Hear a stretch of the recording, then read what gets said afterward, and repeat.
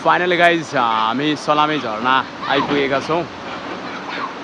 एकछिन स्कुटीले दुःख दिए पनि एकदमै मनोरक रमाइलो छ यहाँनिरको वातावरण। पानी पर्न लाग्दैछ, गर्मी छेल्न झुम्कादेखि सलामी झरना आउँदै समय त वरिपरिको माहौल एकदमै भयङ्कर छ। ठिक छ, यता हाम्रो पुणे सरले स्कुटी पार्किङ फाइनली सलामी झरना आइसक्यौँ है हामी। ठिक छ, ल सलामी झरना चाहिँ पछाडि तिरिरी ल ओभरअल फेरि अब हामी आइसक्यो यो सलामी झरना। दामी दामी पछाडि पुणे सर छ होइन। ठिक छ, माथि झरना छ। सबैजना बारास्टरको सलामी झरना हेर्न आइदिनु होला। यस इट हेभ